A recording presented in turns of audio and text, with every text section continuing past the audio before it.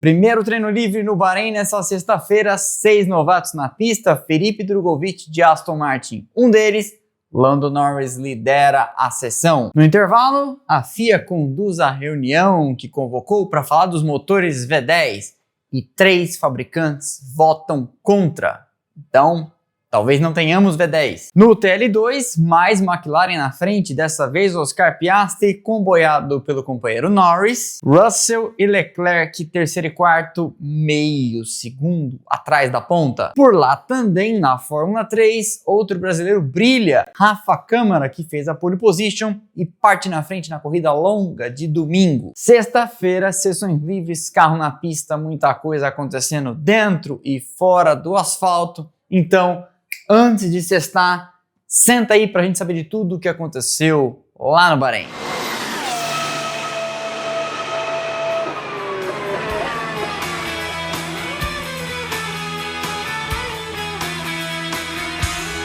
Mas antes, este vídeo é patrocinado pela Insider. E neste mês de abril, quem faz aniversário?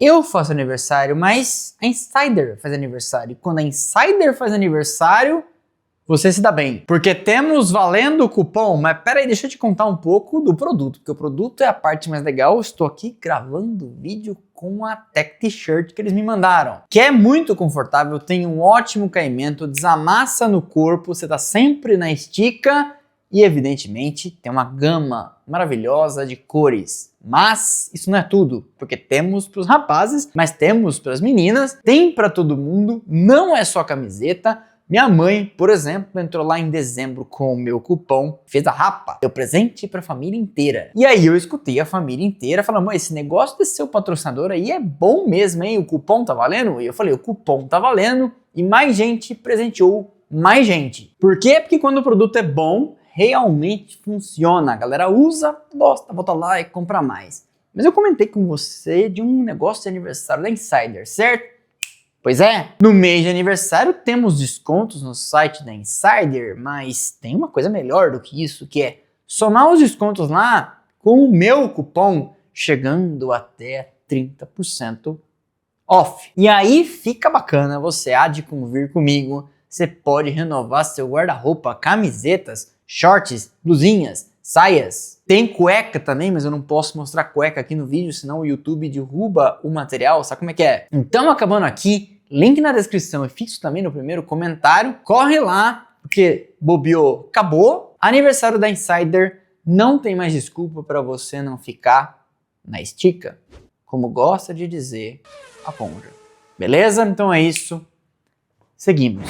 Foi Lando Norris que liderou a tabela 42 dias depois da Fórmula 1 ter andado por lá, numa pré-temporada com o tempo bem mais ameno. McLaren, o carro a ser batido, pelo menos até aqui. Gasly foi o segundo, Hamilton o terceiro. Depois de andarem em Suzuka semana passada com tempo bastante ameno, faz frio no Japão nessa época. Lá em Sakir fazia um sol de rachar, asfalto bastante quente. E dos 20 carros que foram à pista, 6 tinham pilotos que não correm o resto do final de semana.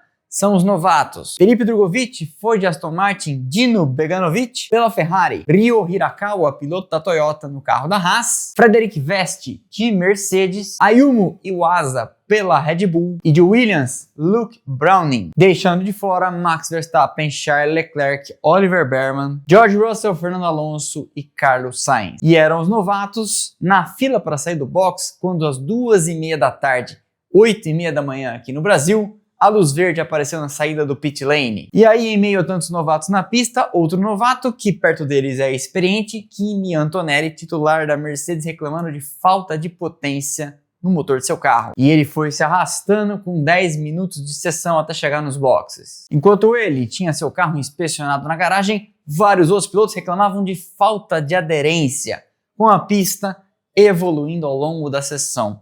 Outro dia alguém perguntou o que seria a pista evoluindo. Então, quando o asfalto fica muito tempo sem receber carros, ele vai perdendo aderência, porque nas ranhuras da superfície a borracha vai ficando. E isso ajuda o pneu a agarrar no asfalto. Mas, com o tempo, ela vai saindo. Ainda mais numa pista que fica no meio do deserto e a areia lava à superfície. Correndo pela Racing Bulls, depois do rebaixamento que aconteceu em Suzuka, Lawson dizia que o carro estava inacreditavelmente dançando. Na metade da sessão, quando todo mundo já tinha feito voltas de médios e de duros, Alexander Albon, veja só, liderava a tabela. 1:35.180 para Williams. 6 centésimos à frente de Lando Norris e depois Pierre Gasly da Alpine. Muita gente espera a Alpine bem, que andou bem lá na pré-temporada e não tão bem em Melbourne, Xangai e Suzuka. Quando o foco começou a mudar para a borracha de tira vermelha, os pneus macios, Gabriel Bortoleto liderou a tabela momentaneamente, sendo superado justamente pela outra Sauber de Nico Hülkenberg, seu companheiro. Antonelli perdia tempo precioso de sessão parado, com a Mercedes ainda inspecionando o seu motor. Para isso, removeram até a asa traseira. E no pit lane, Albon foi solto em cima de Tsunoda, com o incidente indo parar em investigação da FIA pelo chamado Unsafe Release, liberação insegura. Depois, a Williams apareceu de novo na mesa dos comissários para mais uma investigação, porque seus dois carros, Browning e Albon, foram liberados um em cima do outro, em mais um Unsafe Release, que rendeu a eles, veja bem, inacreditáveis 7.500 euros de multa. Algo que é enlouquecedor. A Williams libera um carro dela em cima do outro, prejuízo para ninguém, é um treino livre, o primeiro ainda por cima, e tem que pagar uma multa, sendo que na semana passada já teve que pagar 10 mil, era 20, mas foi cortado pela metade, pelo piriri de Carlos Sainz, que chegou na cerimônia do hino nacional 5 segundos atrasado. Vou repetir, 5 segundos. Com os tempos caindo, todo mundo calçando pneus macios, Norris foi lá e espetou 1:33.204 para liderar a tabela. 2 décimos de segundo mais rápido que Pierre Gasly com a Alpine e 0.596 à frente de Hamilton com a Ferrari número 44. Albon, que também relatou perda de potência, mais um motor Mercedes de comportamento esquisito, foi o quarto. Depois, Esteban Ocon de Haas, Nico Hülkenberg de Sauber, com Jack Durham, o sétimo Liam Lawson, o oitavo Yuki Tsunoda, o nono e Oscar Piastri, o 10º. Bortoleto foi 11º, pouco mais de 4 décimos mais lento que seu companheiro Hülkenberg, o parâmetro que existe e que é válido para a gente comparar qualquer coisa. Falei disso inclusive na live de domingo, comparei ele versus Hülkenberg aos demais versus seus companheiros, seguido o Bortoleto de Hadjar, Browning e Beganovic. 15º Lance Stroll, no mesmo décimo que ele, Felipe Drugovich. Inclusive queria deixar aqui uma reflexão, que alguns vão ficar bravos, mas é verdade. No momento, quem deve ser questionado na Aston Martin é um tal de Fernando Alonso, que não marcou nenhum ponto nesse ano, e o Stroll já marcou 10, eu acho. Depois das Aston Martin, Hirakawa, Vesti, Iwasa e Antonelli. Esse o que menos andou, por razões evidentes, problemas de motor.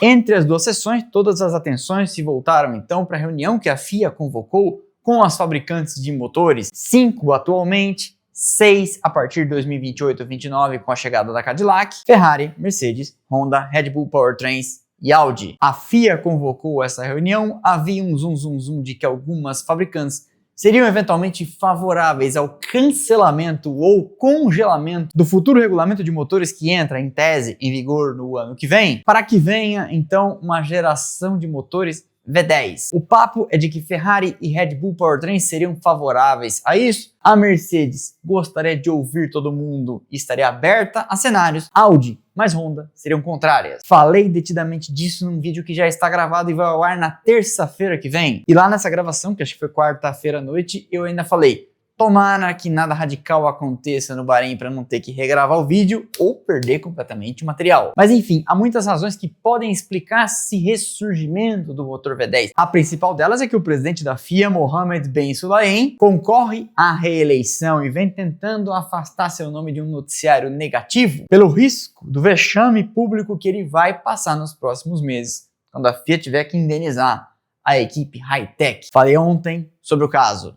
Lembrando que a FIA responde a um processo num tribunal arbitral na Inglaterra, movido pela equipe de Fórmula 2 e Fórmula 3 High-Tech, que foi, lembre-se, não escolhida pela FIA no processo seletivo que selecionou a Andretti, que hoje é a Cadillac, para entrar na Fórmula 1 no ano que vem. A High-Tech não decidiu judicializar a questão porque não gostou do resultado da escolha das urnas, sei lá, como é moda ultimamente, e sim porque o processo de escolha da FIA não foi baseado nos próprios requisitos estabelecidos por ela. E sabe o que é pior? A Hi-Tech já ganhou o processo. A fase atual é de decidir quanto que ela tem para receber de indenização. E gente bem informada estima será na casa das dezenas de milhões de dólares. O fato é que o resultado da votação saiu. Audi, Honda e também a Mercedes votaram contra. Para mudar o regulamento dessa forma, de maneira tão brusca e tão em cima da hora, 4 de 5 precisariam concordar,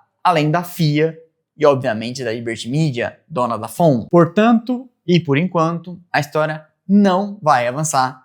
Hashtag não tem V10. Mas de toda forma o vídeo segue pertinente porque lá fui mais a fundo e tipo, o que é eletrificação? Eletrificação é motor elétrico? Por que então não mudar para 100% de combustível sintético renovável, como deve ser o caso no ano que vem? E aí tá resolvido o problema, vamos para motores aspirados, barulhentos, lindos e etc. Tudo isso eu falei no vídeo.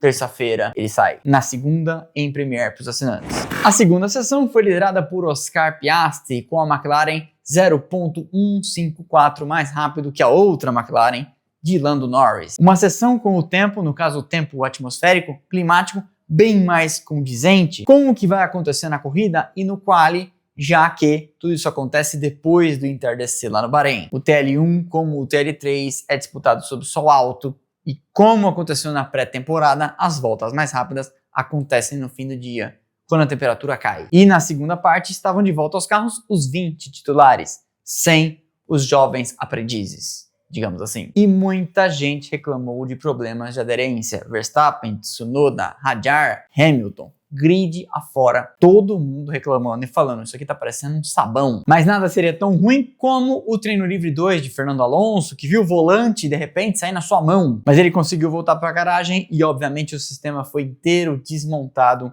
e passou ali por modificações. Com 15 minutos de sessão, o Russell liderava 1:31.945, já calçando pneus macios à frente de seu antigo companheiro Lewis Hamilton, que estava à frente do companheiro de Russell, Kimi Antonelli, àquela altura o terceiro. Atrás dos três, Max Verstappen. Os tempos de volta começaram então a despencar e calçando macios, Oscar Piastri foi lá e 1:35.05 seguido de Norris, atrás dele 1:30.659. As duas McLaren então meio segundo mais rápidas, isso é preocupante, do que Russell e Leclerc. Antonelli foi o quinto, Hadjar foi o sexto, Max Verstappen o sétimo, com o tetracampeão reclamando de problemas nos freios em toda a sessão e Tsunoda também. Em dado momento, são um rádio dele, the front lockup, ou seja, a travada na frente é inacreditável. Hamilton foi o oitavo andando com o assoalho novo da Ferrari, com Berman o nono, Carlos Sainz o décimo, Alexander Albon o 11º e Liam Lawson o 12º. Bortoleto foi o 13º, Jack Doohan o 14º, Fernando Alonso o 15º e Esteban Ocon o 16º. Depois, Pierre Gasly, Yuki Tsunoda, Lance Stroll e Nico Hülkenberg o 20º. Amanhã o treino livre 3 às 9:30 da manhã e o quali a 1. E logo na sequência eu corro aqui para publicar um vídeo comentando da classificação do grid, quem foi bem, quem foi mal, e de expectativas para a corrida, que acontece no domingo, meio-dia. E a partir de 15 para meio-dia eu espero vocês na nossa transmissão paralela, em segunda tela, o famoso ao vivo e sem imagens da Fórmula 1, você tem imagem da gente no projeto Outro Canal. A gente abre a transmissão 15 para meio-dia e vai com vocês até a bandeirada, falando de tudo o que está acontecendo, monitorando os rádios da direção de prova e trazendo informação, opinião e lendo seus superchats na tela, suas perguntas, a interação de gente do Brasil inteiro e também de fora dele que tem acompanhado a gente. Será a primeira num horário, aspas, decente, melhor para nós. Então, eu espero que a gente bata mais um recorde de audiência. Já está no ar, inclusive amanhã já posto e deixo o link fixo no primeiro comentário. Daí domingo, depois da corrida, 18 horas, a gente faz aqui a nossa live conversando com vocês, falando de tudo que aconteceu dentro e fora da pista, os lances, quem foi bem, quem foi mal, enquetes, superchats, damos as risadas de sempre, nosso ritual desde 2022, depois de todas as corridas. Nessa semana, terça-feira, o vídeo contando da decolagem, explosão da Fórmula 1, depois que Bernie Eccleston saiu e assumiu o grupo Liberty Media. Falei no vídeo da semana passada sobre como o Eccleston estruturou a Fórmula 1 entre 1972, ali mais ou menos quando ele se envolveu a fundo com a Brabham, e 2017, quando ele passou o controle para os americanos. Trabalho incrível que ele fez e que estava ali meio estagnado. Até que os americanos partiram de onde ele tinha deixado e fizeram o que fizeram. Muita coisa aconteceu. Eu ainda acho que muita coisa vai acontecer. Tem gente que fala que a Fórmula 1 morreu, que está em baixa, que etc. Mas a verdade é que ela nunca fez tanto sucesso. Na quarta, a pequena grande história, dessa vez sem nenhum grande piloto, nenhuma lenda do asfalto, e sim, um dia na estrada encontrei uma garagem misteriosa de carros de corrida no interior do Uruguai. Vale a pena você conferir, dá pra você assistir esses vídeos antes da corrida, afinal de contas tem bastante tempo até lá. Então, deixa o like de graça, não custa nada, você sabe, ajuda demais este canal. Quebra essa pra mim, quebra essa pra nós, e eu sempre digo, não faz sentido esse trabalho sem as duas pontas. Um aqui que nem um doido falando sozinho para uma câmera, vocês aí assistindo, interagindo, mandando perguntas, reagindo, comentando, mandando sua hypada. Essa interação é fundamental para que o algoritmo entenda que você gostou do vídeo, gosta do trabalho, gosta do canal. Reforço sempre isso porque, né, se eu não falo, não é todo mundo que sabe, se eu não lembro, tem gente que esquece. Portanto, comente aí quem você acha que faz a pole position amanhã. Se quiser contar também quem você acha que vence a corrida, à vontade. Não quiser comentar nada nesse aspecto, diz de onde nos assiste no Brasil ou fora dele, ou manda um emojizinho que seja, uma bandeirinha quadriculada, que tal? O algoritmo do YouTube, senhor de dizer se nosso vídeo vai mais longe ou menos longe, adora esse tipo de coisa, porque ele fala, olha lá, o pessoal tá comentando, vou distribuir para mais gente. Toda vez que eu peço, o desempenho é melhor do que quando eu não peço. Então, tem que pedir. Estou pedindo. Chaveco feito. Puxa vida, não custa nada. Para não ficar de fora de nada do que sai por aqui, você já sabe, mas não custa também relembrar canais de notificação no Telegram, no WhatsApp e também no Instagram, que te avisam dos conteúdos e você não perde nada. Recadinho automático no seu telefone. Por fim, mas não menos importante, nossas redes sociais, Instagram, Twitter, Threads e TikTok, onde tem conteúdo o tempo todo. Beleza? Então, é sexta-feira. Valeu! Aquele abraço, sextou e muito juízo.